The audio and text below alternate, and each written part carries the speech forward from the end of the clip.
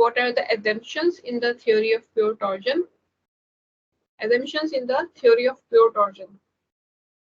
The material is homogeneous, isotropic, and obeys Hooke's law. The stresses are within the elastic limit. That is, the shear stress is proportional to the shear strain. ठीक है, ये first वाला is के homogeneous है material, जो भी material हम जिस पर टॉर्क वर्क कर रही है, और आइसोट्रोपिक है.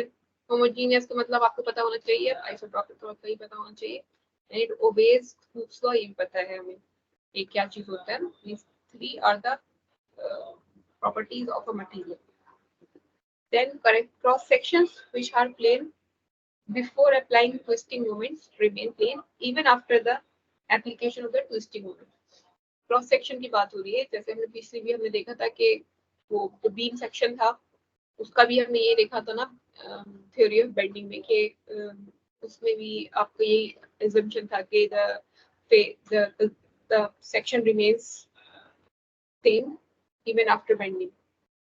तो इसमें भी वही है कि cross section which are plane before applying the twisting moment remain plane even after the application of the twisting moment. That is, no warping takes place. Warping का मतलब उसकी जो क्रॉस सेक्शन की जो शेप है वो बेसिकली कोई उसमें as such बहुत डिफरेंस नहीं क्रिएट हो रहा है, बहुत मामूली सा है. That is unnoticeable.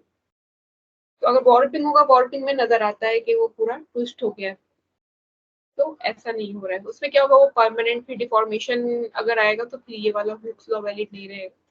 तो जो अगर ये वैलिड है तो फिर यहाँ पर ये नहीं होगा. Third is the radial lines remains radial even after applying torque. That is the circular sections remain circular. Radial होता है, रेडियल लाइंस रेडिएट में जो रेडियल लाइन होती है ऐसे horizontal radiating towards the circle. Radial lines are also same or straight even after the application of the torque. तो उसका मतलब ये हुआ कि circular sections remain circular. The twist along the shaft is uniform.